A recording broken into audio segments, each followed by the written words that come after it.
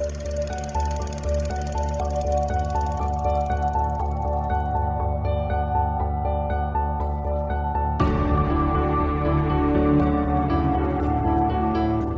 I'm Sophie, and I haven't seen a lot of movies. Hi, I'm Paul, and I'm here to help with that. And we are SP Film Viewers.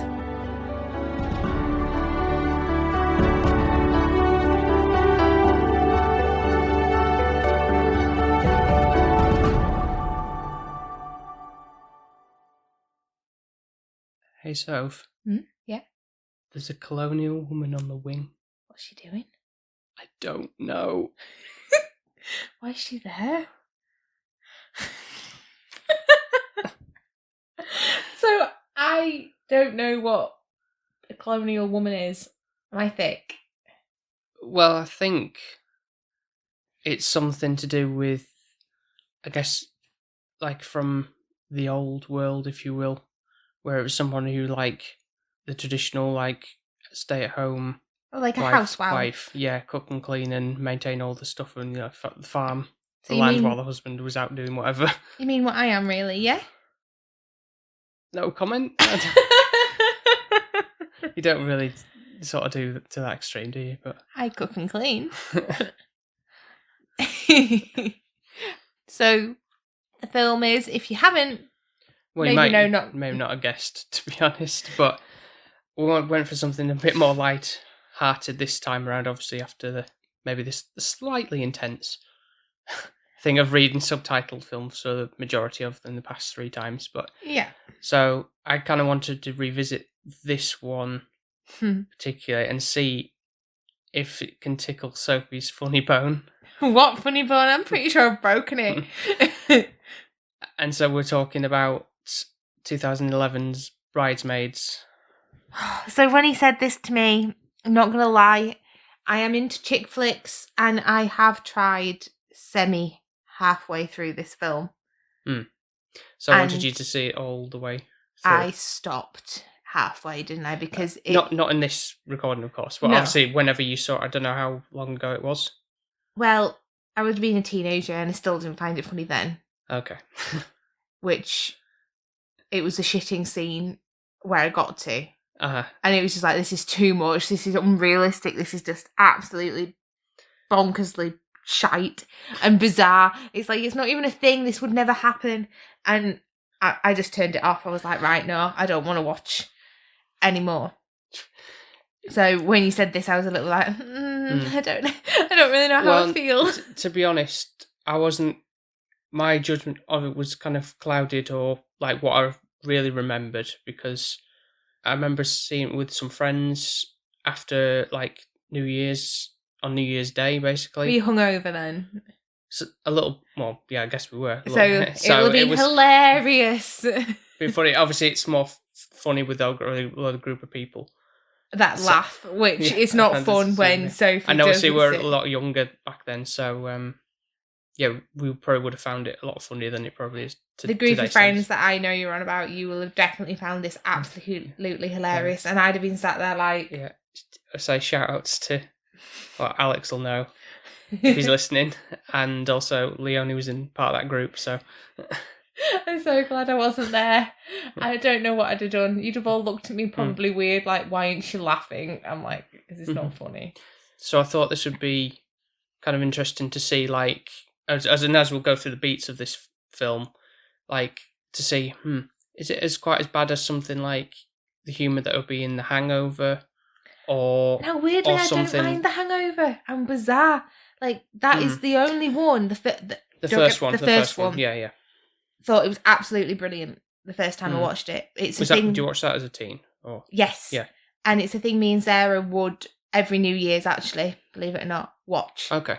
Because Sarah used to hate New Year's, so Sarah's my sister, and she hates New Year's. She used to cry every New Year.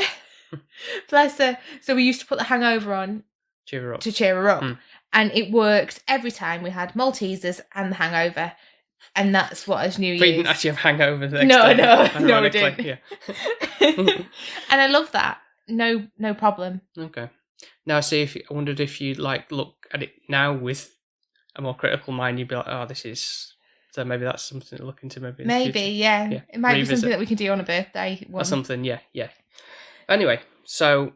It opens up with a sex scene already. It's like, why? Why do we need this? Like, literally, get to know the characters a bit, then see what the relationships are. Why we straight away go into the sex scene? Like, it's already giving me a bad taste in my mouth. It's like, I don't even know who these people are, and they're just having weird-ass sex, and it's not like they're enjoying it either. It's... Well, one of them is, I think. No, I don't really think he is, because they're not in the rhythm of it. Like, he wants to go like a race car, and she wants to go like on a boat, a bit more like a sail, and he just wants to zoom off, and it's like they don't seem to have the same balance. Yeah. Also, she's wearing a bra the entire time. Yeah, I said this to you, is like, I know probably the reason behind it is because she does obviously want to be exposing her breasts, which is fair enough if you don't want to do that initially. But then, like, the whole thing carries on, and you said, like, she sleeps in it, as you see later on, because next morning... No, it wouldn't happen, would it? I would never sleep in my bra. Why the heck would you? It's the most uncomfortable thing in the world. And it's like, every woman, I'm not even going to lie, once they've done from work, they are happy to get their bra off. Yeah, exactly. I can believe that. But it's horrible. It's like you having something on your area, hoisting you up all day long. Why the hell would you want that? Because that's what we have all the time to make ourselves look good for you. But the thing with that is also, yeah, sure, you could do the scene obviously without the bra on, but you could do it tastefully, like, like above the neckline or whatever. So you didn't have to see, it doesn't have to be that way. Just edit it in a way so it looks like more natural, or like over the sheets or whatever, that kind of thing to do it. But I think it was trying to show all these different positions that they were doing, and it was like I just don't really... Not that I'll get toots out love, but that type of thing. But no, but to me, like, if you're actually being intimate with somebody, then that would be the case. You wouldn't be keeping your bra on. Yeah, no. That's the way I see it. And it just seemed a bit weird, especially when she slept in it. But, like, that is the most uncomfortable thing ever. Like, or just have a t-shirt on and no bra. Yeah. Like, if you still want to be covered. Do it that way, yeah, I agree. Yeah. Yeah. No woman sleeps in a bra. Yeah. So already I was like, this is just not... It's a fallacy. It's like making women look like, oh, she sleeps in her bra and she looks beautiful when she wakes up. And it's like, nobody looks beautiful when they wake up. I'm sorry, they don't. She ran to the bathroom, didn't she, to doll herself a little bit, titivating her hair. Normally I look a mess. My hair's on one side is up. I'm drooled, probably. It's not the most beautiful sight. You're biased. I'm going to say that, aren't I? Just for in good stead. Brownie points. Yeah.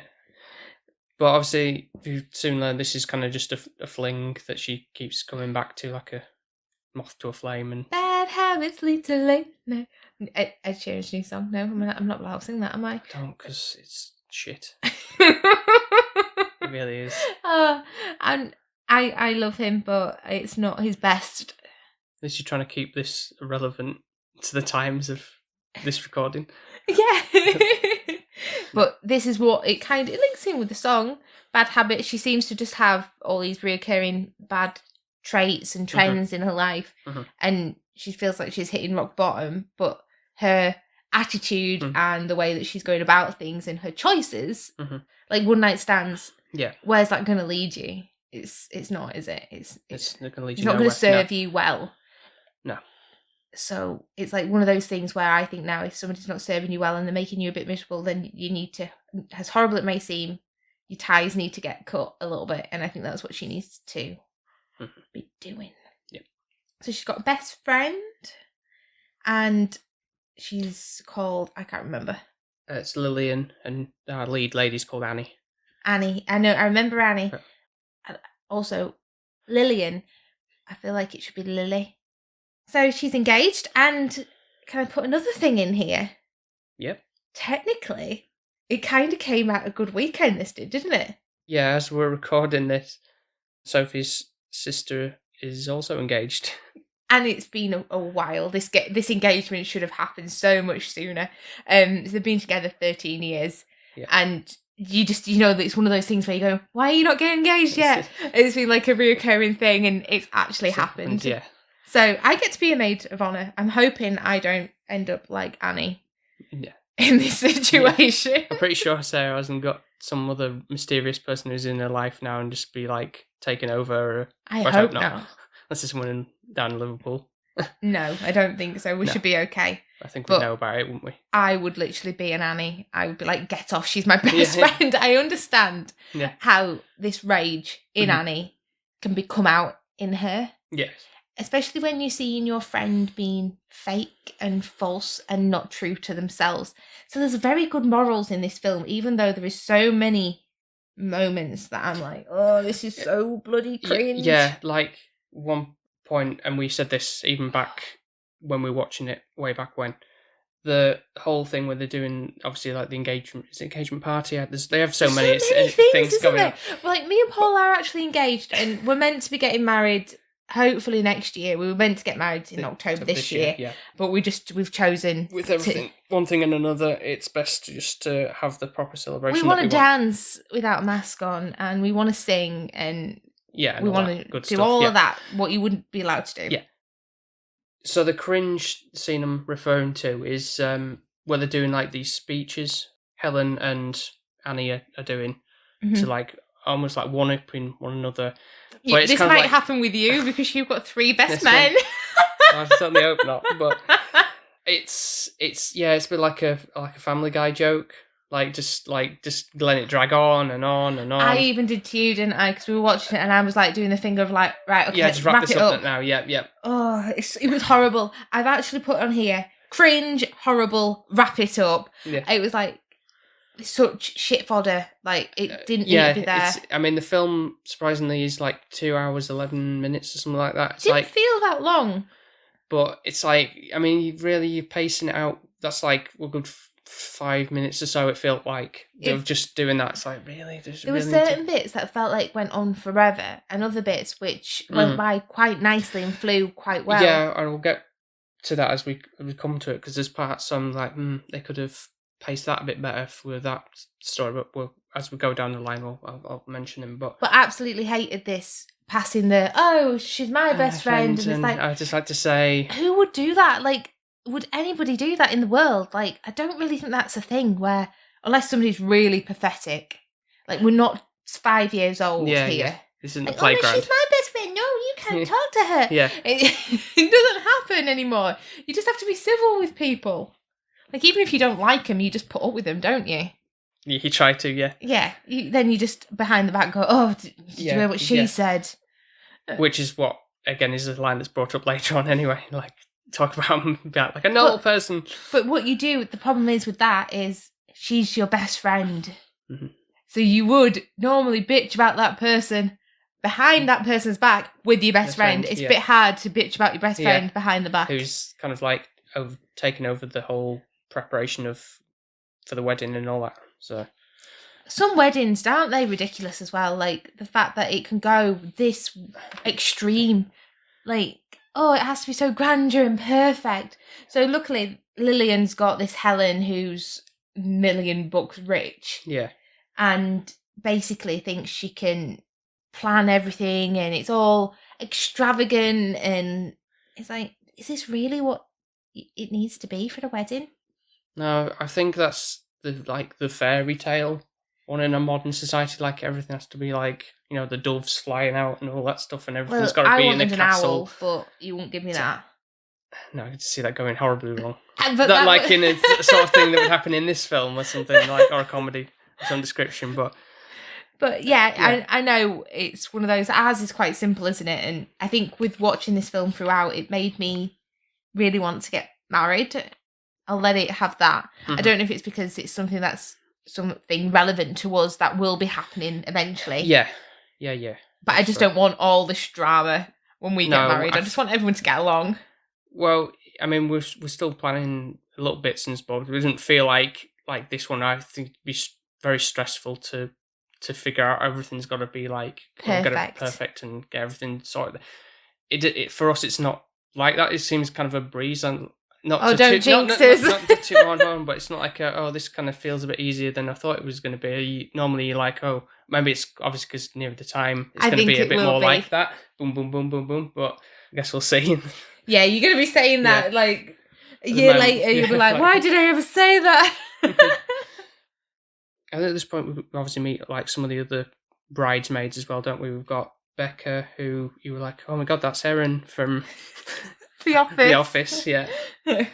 And Rita, and I think the main other comedy lead that we have there is Megan, who's Melissa McCarthy. Which she's amazing. I do actually like her. So there's another film that I think she's within Sandra Bullock, is it?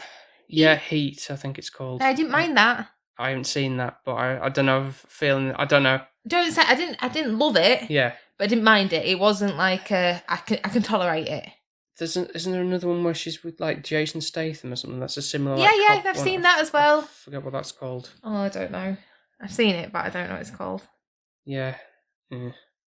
But then, so she's. I think I didn't mind her in this, but then there's that other one where it's like Identity Thief. I think I've seen a bit of that, and it's like intolerable, insufferable in that film. Is she or Adam Sandler? No, she's not. It's not really. She didn't annoy me that much because, like I say, in this, she doesn't. She's a lovable character in this, though. To be fair, yeah. In the other one that you're saying, she's actually a baddie, isn't she? Which one? In the Identity Thief, she's stealing his identity. And it's like trying to justify why she's doing it because no, something. I can't even remember. There's no justification for that. Yeah, exactly. But yeah, she's quite, I guess, part of the driving force of the humour that comes from this film. And really. She's actually one of the lead ladies. One that gets the most screen time aside, from the main 3/4. I don't know. Yeah. Yeah, I think she's like the fourth one. Yeah, the females anyway. Yeah. There's no males in it, really, is there? We've got Officer Rhodes, Chris O'Dowd from Nathan. He's called. Jotted it down. His actual name. Oh, he's in the film. His his character's name. I love him. IT crowd man, and is I just, if he wasn't in this film, I wouldn't like this film. Yeah, he's good balance. I think they have a good chemistry, actually, the lead and Annie. It makes it worthwhile watching the film. Just like when I used to watch The Office, I only wanted to watch it for Jim and Pam. Yeah. Michael Scott, he could have literally just gone to hell because I absolutely hated him the first couple of seasons. Yeah, he's kind of an acquired taste at the beginning, and then you kind of got to... You loved him in the end. Yeah. And I think there's a lot of people from The Office, isn't there, in this as well? Yeah, there's quite a few. There's what's he called? David Wallace, kind of like... He's the boss of Doug. Yeah, he is. And I don't think he says a great deal. I don't. No, he doesn't. If at all, he's kind of just there just to... Yeah. You just see him once. Yeah. I think it's more later down the line, but I think Paul Feig, who directed this, is also makes a cameo. I think it's more at the back end of the film. What does he do? He's just a part of the audience and clapping at the end. Okay. But spoilers for the end, I guess. The wedding goes ahead, surprisingly. But in terms of, obviously, we spoke about Last Christmas as one of the things he's directed. So that the humour there is, can you see the sort of similarities or not as much? It's not. I prefer Last Christmas. Not just because it's Christmas based and the fact that it had Emilia Clarke in it, which are both ticks, but I think it just wasn't as intolerable with certain scenes in that. It didn't seem as cringe. Yeah. And then there's also obviously I've just realised now that the female Ghostbusters he directed, and Melissa McCarthy and Kirsten Wiig were also in that. So the two of the four in that. I know it was a while ago when we saw it, but it was okay. But... I don't remember it. That's how. Yeah. But again, I remember the real Ghostbusters. Yeah. I remember that, but I don't remember. And not the cartoon, by the way, because there's actually a show called The Real Ghostbusters. Oh, is there? Cartoon. Yeah, the original Ghostbusters, the OG. Trust me to say that. I was like, I don't even know if that's a thing. So, Nathan, IT crowd man. Yes. Now, in IT crowd, I love Moss. Yeah. Nate, I don't know what his name is. See, this is how much I like him in the IT crowd. Don't know his name in the IT crowd. Roy. Not a big fan of him as much. It's all right. Right. I love his accent. Irish. Yeah. Is that what it is? Yeah. And he's one of the people on the boat that rocked episode. Oh, yes, he is. Yeah. Is he the one that fancies that girl? And she that's right. Yeah. Yes, gets married to her. Yeah. Oh, for a look day. at me, hey! That's not bad for me. So he just seems such a lovable character. He's He reminds me a little bit of you. Right. like just this sweet, shy guy that kind of really likes this girl, but thinks she's a little bit out of his league and Yeah. is trying to woo her a little bit, and it's really sweet. Mhm. And he's got your characterisms a little bit, which definitely helps Mhm. make you. Well, obviously, I like you, Mhm. so I'm gonna like him, Yeah, aren't I? yeah. So he pulls her over because she's. This scene reminds me of me. Where she's like, "Oh, so I'm Helen, and I'm really nice, and oh, I did all of this," and I know, I can do that. I think most girls can't they? Like, And you can bitch, and Yeah. it doesn't get you anywhere, but it does make you feel a bit better. Yeah. And A bit of mimicry, yeah. yeah, and she was weaving in and out, and that's when he thought she was drunk. Yeah. And then you get this kind of meet cute, and then he realizes she owned a bakery. You get a bit more history into her bit, and I really enjoy the scenes where her and Nathan are together. Yeah. Like, to me, the whole Bridesmaids thing, that bit I'm not loving. It's the relationship that this is blossoming. They've got going there. Yeah, really brings it together. I think we've got, and at some point we have the ugly carrot sort of analogy. I think that might be after a certain scene. But anyway, I'll mention that now. And it's kind of like a nice thing, obviously, like there's one in every bag or something. And it's kind of like a thing like you just be yourself, that kind of thing that's thrown in there nicely. They do have some good morals, actually, within this, which is bizarre because then it has these horrible moments as well. But it does actually give you some good life lessons, especially like when you've, Annie, been hitting rock bottom. Yeah. And actually, you don't need to be at the bottom. And then when you think you're at bottom, you can actually, life will come around and give you another knuckle duster and plummet you lower. And you've got to fight for everything that you want. You can't just think that life's going to give you something, because it really isn't. Yeah. No. You're going to have to work hard for it if you want it. Yeah. But then, we have another one of these comedy elements that we have where they go to... I feel like if it was a chick flick and it didn't need to do its comedy, I'd be fine. You say that though, but I think thankfully, because I can imagine in something like... I mean, I haven't seen it. I don't know if you might have done... Is it called Bride Wars or something? Yes. Where they have that stupid, like, incidental music, and then that's kind of like... It's kind of stupid, but, like, say something's going wrong, and then they, like, do. I don't know how to really describe it, but... Have you watched it? No, I haven't watched it, but I think I've seen it from trades or similar comedy films. Because I don't know if that... I don't even hear it. You know me, though. Some scores, I don't... Yeah. Sometimes... But what I mean by that is there's none of that really in this, but even when it's kind of like those... Obviously, there's tender moments, but it's not that kind of stupid way it's using the music to make this is a comedy moment, the way it's kind of... Oh, you should laugh here, like a sign, and then you should cry here. Yeah. But like I say, this was one of those things that's kind of like it was stupid, but it could have been like on a whole other level if it was saying something like a Ben Stiller film or an Adam Sandler film, where it would just go OTT with the vomiting in the bathroom, or like really like, adding like really bad, I think there was maybe fart sounds coming out of, because they apparently they'd literally just eaten some food, some Brazilian food or something like that. It wouldn't have gone through them that quickly. Yeah. Like, it takes 24 hours at least for your body to digest something. So that food that they ate they wouldn't have been sick. So it's something they ate the night before.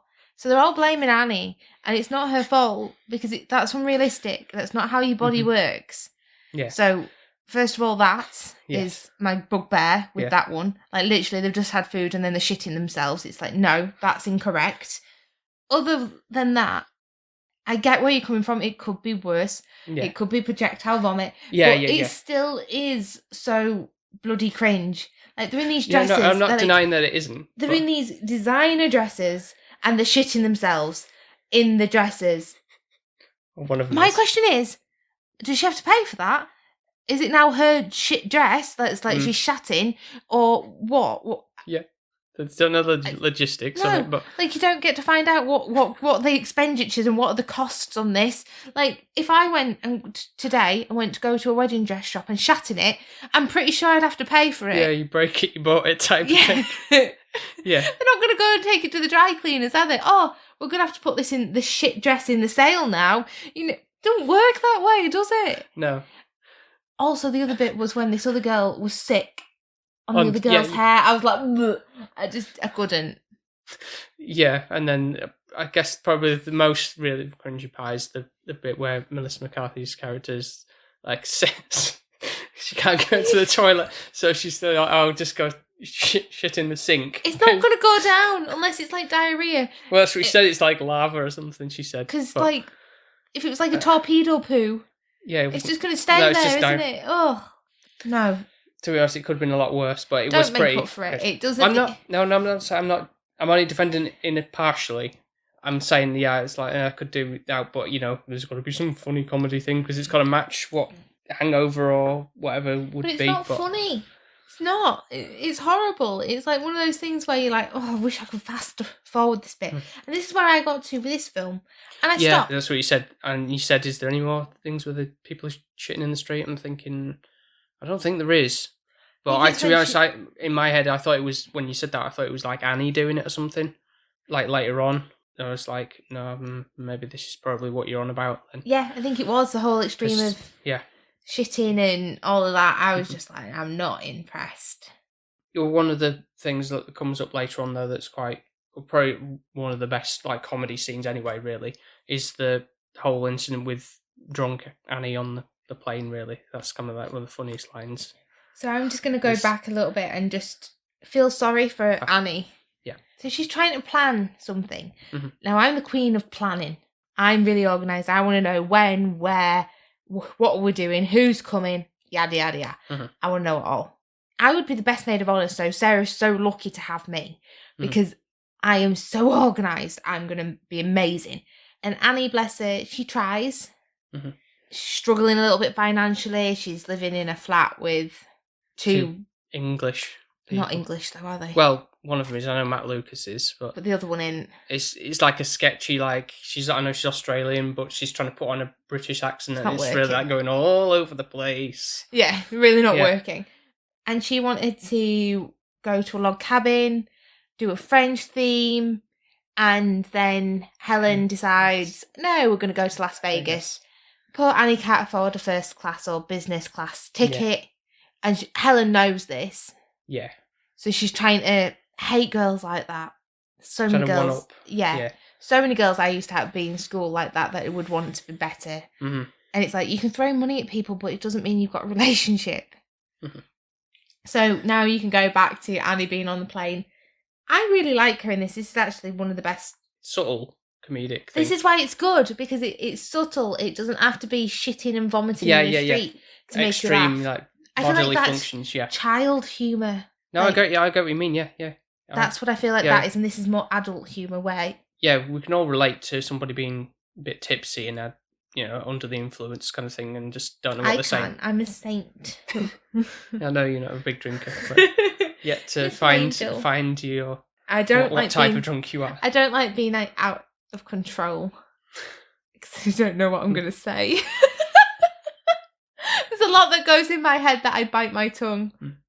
Yeah, so there's obviously that line I opened with before about there's a colonial woman on the wing is like one of those things, like some weird like paranoia thing going on there, and she does it really well.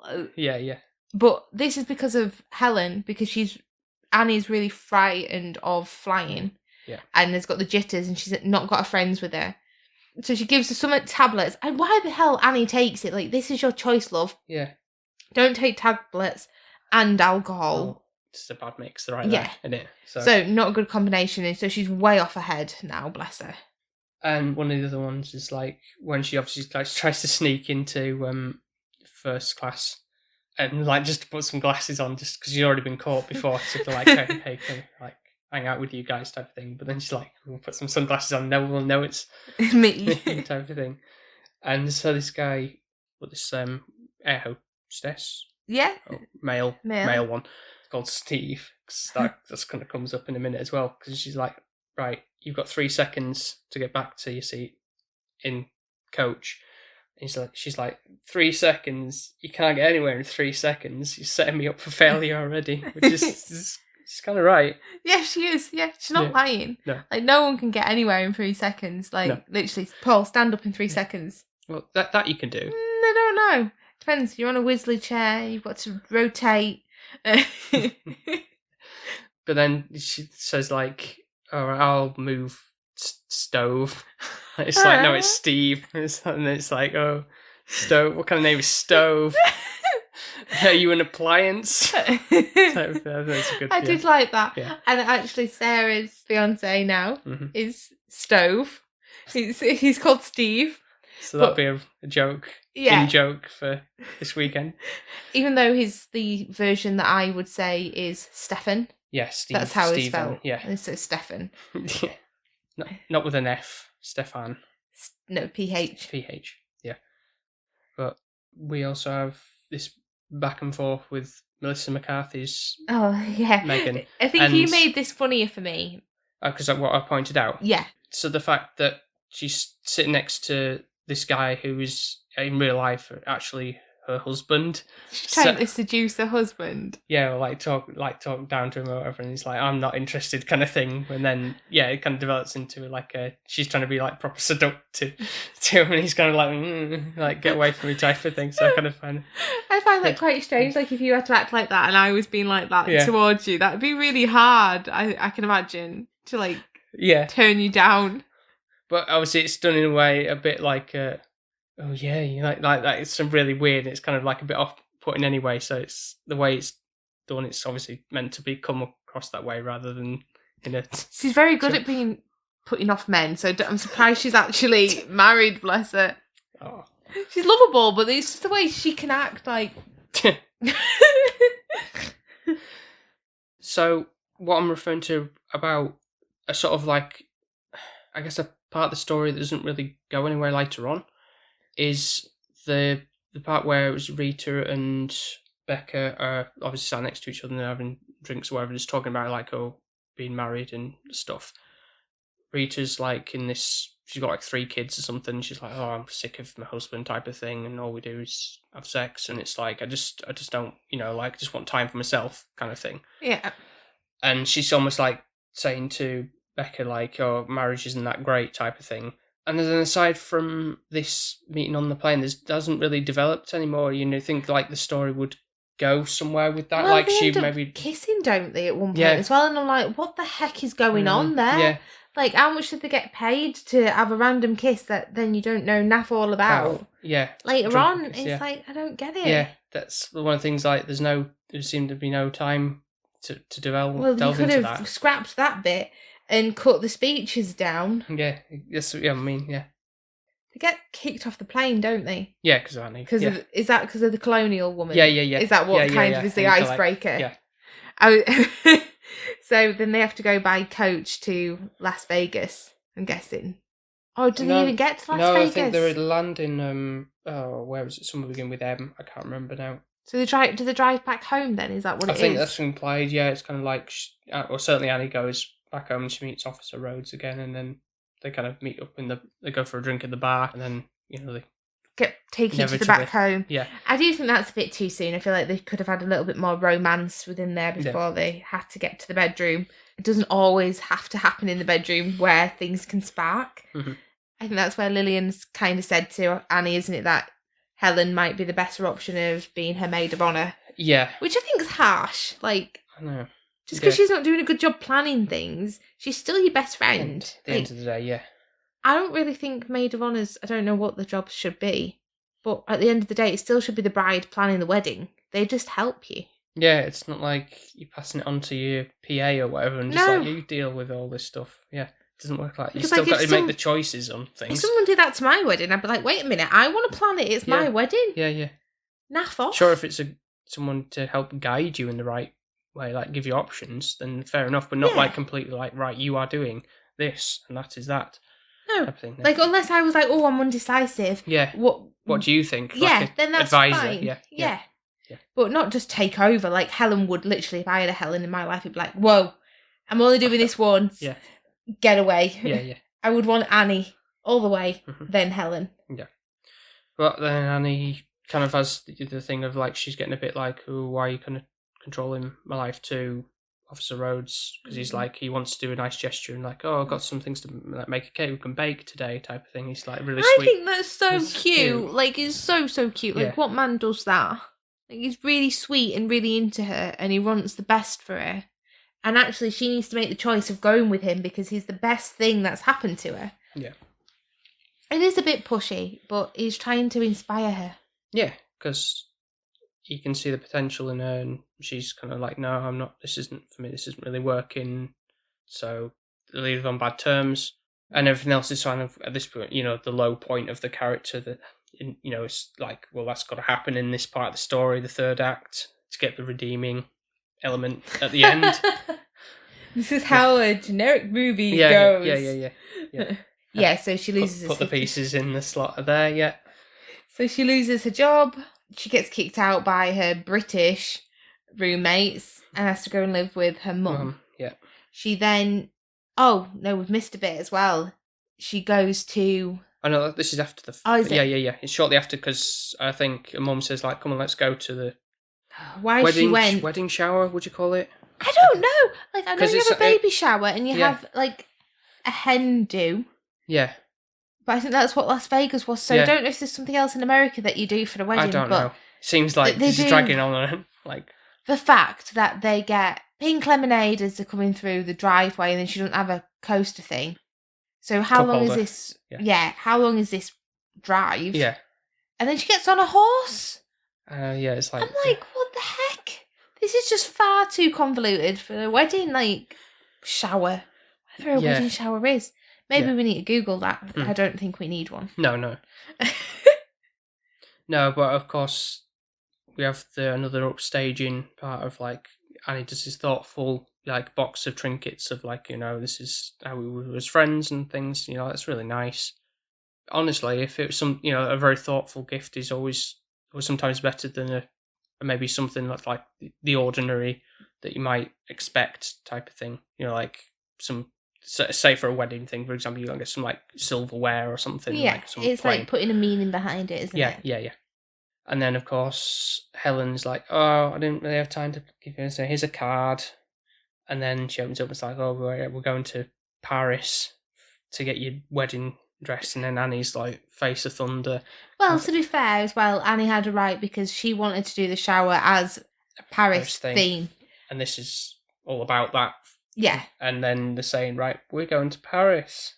Just rubbing it in her face, basically, isn't it? Yeah. That's literally what Helen's doing. I've had this at school, where there's been girls like this, where you have a best friend and then someone wants to steal them off you. And Annie, basically, I just let them. It's like, oh, if you don't want to be my friend anymore and you prefer their two-facing lies, go with them. Yeah. That's how I used to be. I'm like, I don't care. Whereas Annie is really hurt by it and reverts to a 2-year-old toddler, I would say. Yeah, again, it's another weaker point, but not as... Could have been a lot worse. I just think she needs to think that she's an adult and no human should act like that at that age. Yeah. Like, have a bitch fit, but don't, like, do it in front of everybody. Yeah. Like a mental breakdown, because it doesn't look good for you, does it? So, no. So it's a bit... It's another cringe moment. And then, who the hell gives away favours as puppies? Helen, apparently. Like, what about if nobody takes a puppy? Well, they just get put down. What happens to them? Don't say that. That's horrible. Or just take them back to wherever they came from, I guess. What a waste. Yeah. Like, if you get a favour and it gets left on a table, then, that's fine. Although, of course, you get the joke of, has anyone else got anything to say after this? You know, like, Lillian says to the crowd, and then Megan says, like, oh, I already took 2 puppies. 3. They're in my car. Something, yeah. And she ends up with 9 in the end. Yeah. That's excessive. Like, 1 dog is a handful. So, on the way back from the bridal shower, Annie gets into a bit of bother again with this... Is it... What was... Porcupine or something like that walking in the middle of the road? Yeah. And she'd have done to me, I would not want to run over that. You don't want it spiking your tyres if it's... Well, it was a big animal. Yeah. And obviously it's spiky too, so you don't want any damage. Yeah. So she did brake harshly, and then this car just like rammed into the back of her. And then drives off. And you can see that she's kind of just like, really? Is this... I've lost my best friend now. I've lost my house. I've lost my job, Mhm. and now a car's broken down. How am I going to get back home? Yeah. So I don't know how Nathan appears in this, Mr. Guy from IT Crowd, because she never rings him. Yeah. So I don't know how he knows, unless he's just around there and he sees her. Well, no, I think I can only assume that maybe he was either passing Mm. and this occurred, or she rang him because she's like, oh shit. And he So- didn't so answer. maybe, I don't know, because he obviously had his number and everything. And maybe he called him for like maybe roadside assistance potentially, but then she also called Fling as well to pick her up. And he's like, really? Him? It's It like, really ruins their relationship, and yeah, he's like, really, like, you've slept with him, yeah. and you're his number 3, and it really hits him because he's such a good guy. Yeah. And it's like, and this is where you think, oh no, the relationship's turned sour, Mhm. that they're not going to be able to get this back. Mm-hmm.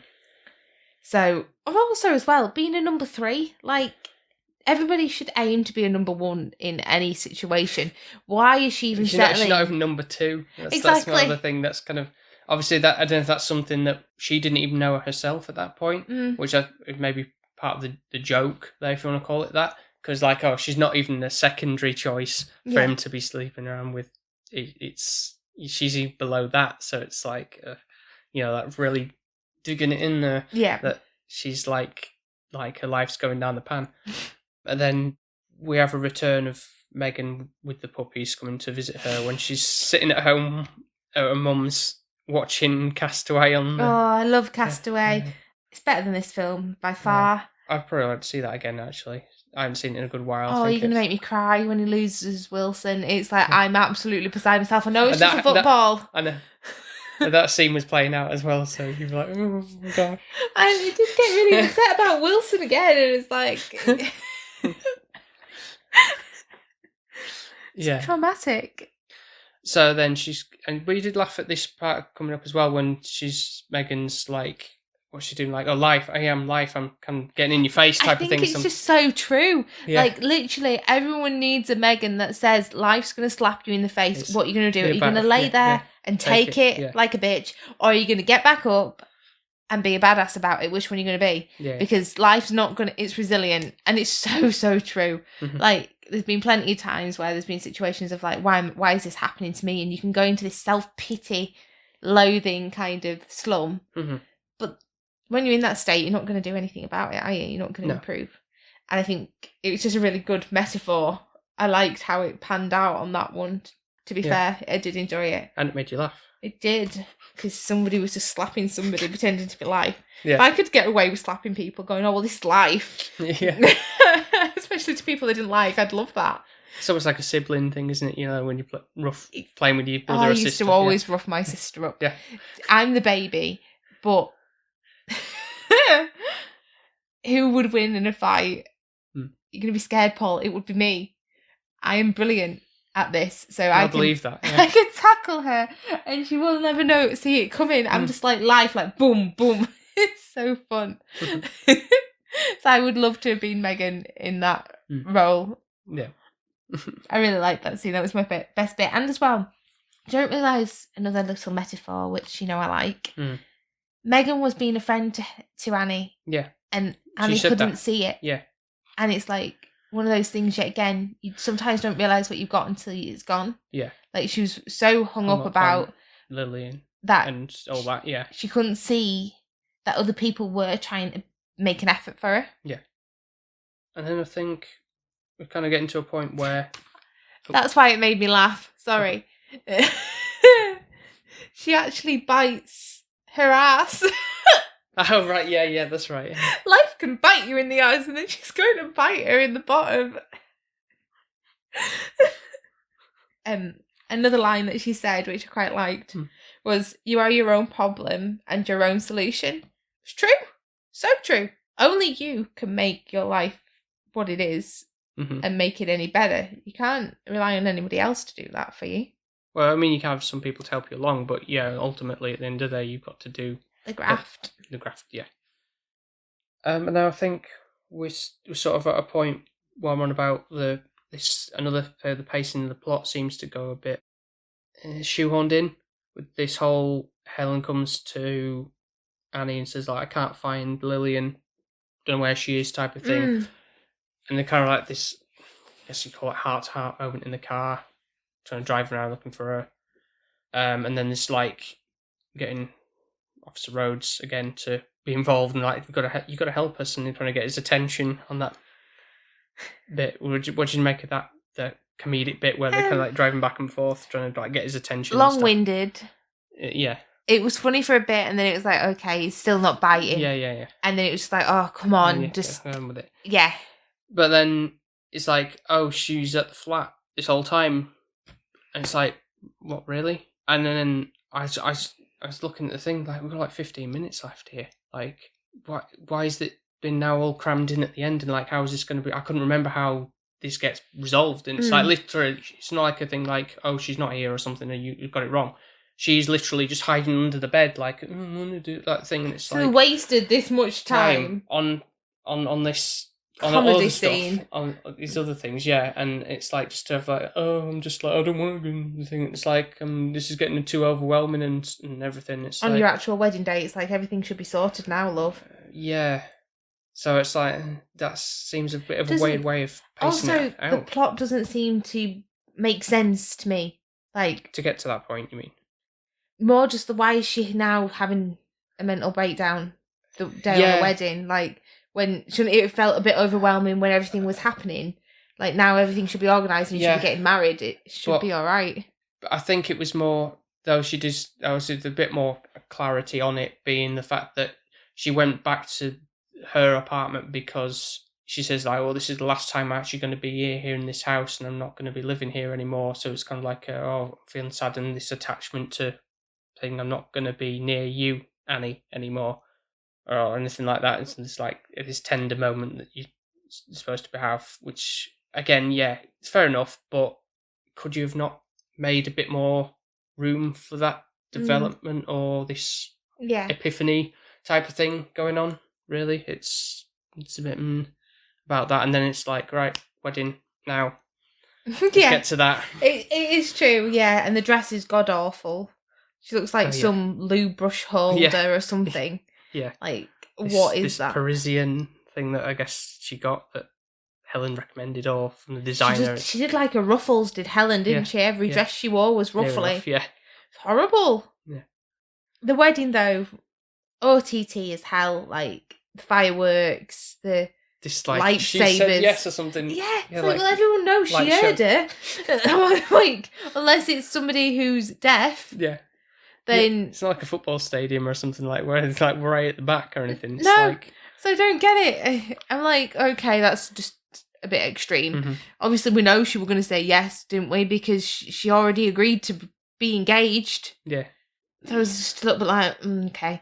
The only bit that I did like was the end bit when Helen still tries to do a dig, not meaningly, but this group that Annie and the songs "Hold On," "Hold On for One More Day." Oh, what's somebody gonna make me turn around and say goodbye. Yeah, but if you said Wilson Phillips, I'd be like, I don't know who that is. No, I wouldn't. Hear the song, but oh right, is that who that's from? Yeah. Even I was like, I can't remember. So yeah, this Lillian's favourite band. Yeah. Singing this song at their wedding ceremony, but you were saying like, oh yeah, you kind of got the thing because it's something like you and your sister would be like dancing to a type of thing or something, and that like the way that you know. So it's like that goofy kind of thing where you and your sister or your best friend are in that kind of moment, and it takes you back to wherever that song led you to, and no one else will get. Yeah, sort of like an in-joke type of thing. Or, and it's just like, personal. And it made me cry because it was something that I can imagine me doing at my wedding. There'll be a song that me and Sarah will just dance to and sing to, and everyone else will be like, right, okay. Yeah. But it's that magical kind of moment which you'll get with your friends, won't you? Yeah, I'd like to think so, yeah. But I'm just thinking of the Pokemon song. Yeah. That'll be yours, probably, or some weird song that I hadn't even heard of. Yeah. So it did make me actually cry to the ending, but I don't know if that's just... it caught you off guard. But I think it was more just, like you said earlier, like, you kind of like, oh, I can't wait to get married type of thing now, and have that feeling of, like, completion.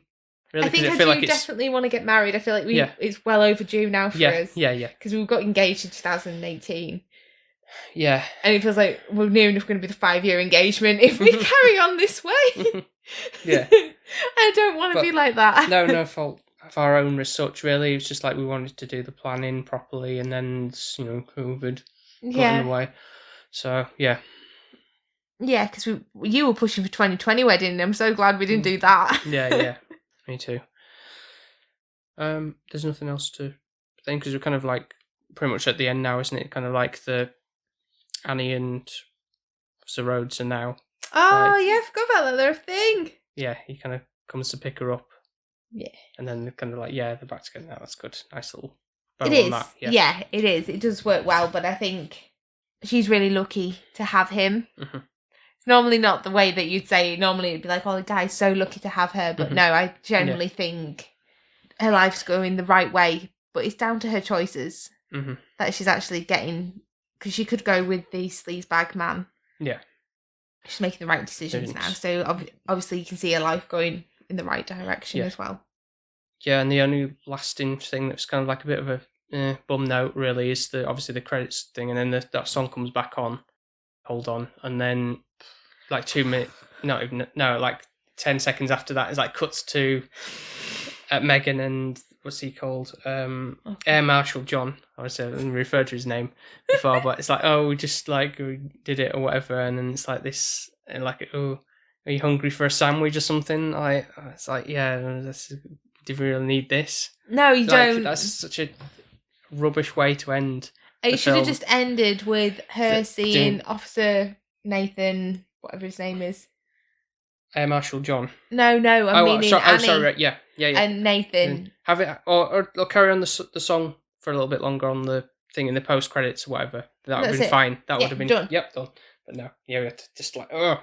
It's like just to make you cringe after you've had such a nice moment and have cried, and then I'm like, ugh. I think this is what this film did to me.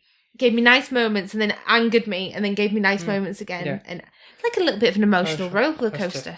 But would you say the good outweighs the bad?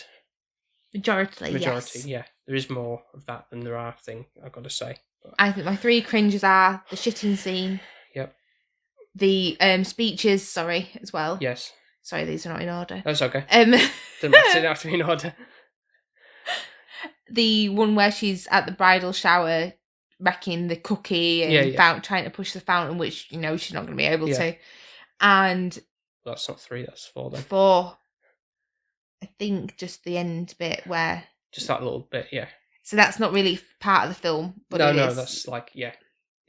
But those are the main 3 ones anyway, really. That's kind of lets it down a little bit. But I think we'll go to the score now. We've talked long about this. I can't be too harsh because there was definitely elements I enjoyed. Mm-hmm. I am going to give it a 7. Okay, I would say that was a win for the comedy genre then. It's because it had some romance in it. Yeah. That's why it worked. And if it didn't have Nathan in it, guy from the IT crowd, I don't think I'd be in love. If they didn't have that element, he really won me over. He was such a lovable character.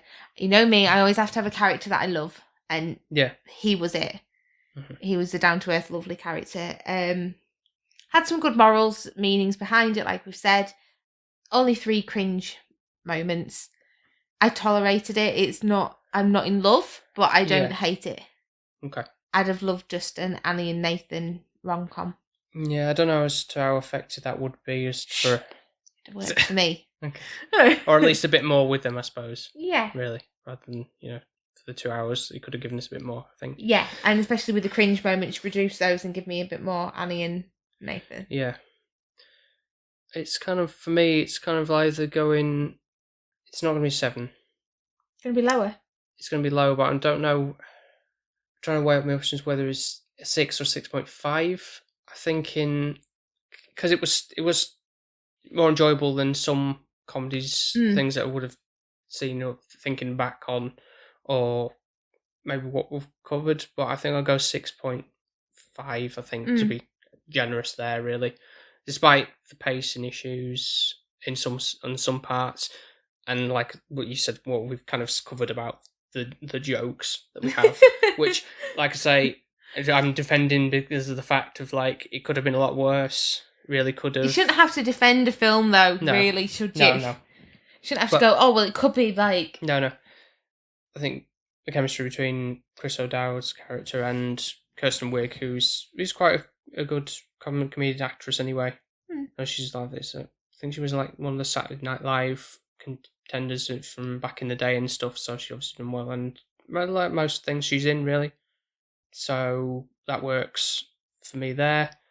And there's some tenderness amongst the garbage jokes that we have, so kind of works. And I think I'm kind of glad I rewatched it again, because there's a lot I kind of didn't quite remember, but it works out as a good watch, really, a nice easy watch. It was definitely, compared to what month we've had, a light easy watch. It was enjoyable. Yeah, I don't think I need to rewatch and do it again. Maybe later down the line I might think, oh, yeah, I don't hate it, but I don't love it. Okay. Yeah. So, reiterate, I'm going 6.5, you're going 7. Yeah. Okay. Being generous. Generous. It's only because of the relationship. Otherwise, if it had that, I'd have probably said just a 5. Okay. Well, that's quite a steep drop compared to that, isn't it? Yeah. 2 points just solely on that. Yeah. Right, okay. Definitely. Because if it had just been more cringe put in, I think I'd have hated it more. If that was taken away. Yeah, okay. Well, did we call it a win with the whole comedy side of things for films? Do you think there's going to be anything higher than for scoring for a comedy? Oh, I don't know. This might. Or is that your peak? Maybe that might be my peak. Yeah, I have to say, I think maybe an 8 it'd have to be outstanding. Yeah. Okay. Because I don't think there's many things that I can think of that would reach 9 or a 10 for me in terms of comedy. That'd be pretty special and make me laugh all the way through type of thing. Your stomach could hurt if that was the case. Maybe we'll have to see what The Hangover would be. I think I probably would have thought that was an 8 back in the day. Right, yeah, it might be worth a look at again and see what you think now on different I'm going to hate it. Yeah. Probably, yeah. So, thank you very much, everyone, for listening to this episode. And, of course, if you want to listen to all our other episodes, you can find us on Apple Podcasts, Spotify, Podbean, and wherever else you might get your podcasts from.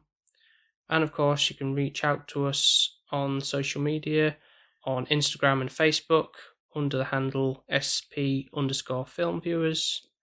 If you'd like to give us, thoughts and comments, leave us a review on Apple Podcasts or Podchaser. That's a new one where people have already done so. That really will help us, get our names out there a bit more. It's always really appreciated. Yeah. So there is also another element, which if people are feeling a little bit generous or a bit flush, then there is a link to a Buy Me a Coffee page. If anyone wants to, obviously we're not going to expect you to at all, but it would be truly appreciated. It makes you feel like... It's like warm inside, like a cup of coffee or a tea. That is very well worded. Thank you, Paul. Yeah. Speaking of teas, I think that we should have some one soon. Okay. I love a tea, don't I? Yeah, you do, yeah. So British. Yeah. Yeah. Addicted, I think. Right, okay, well, best kettle's calling, so... Make us a brew. Thank you very much for listening, and we will speak to you next time. Speak to you next time. Bye. Bye. Bye. Bye.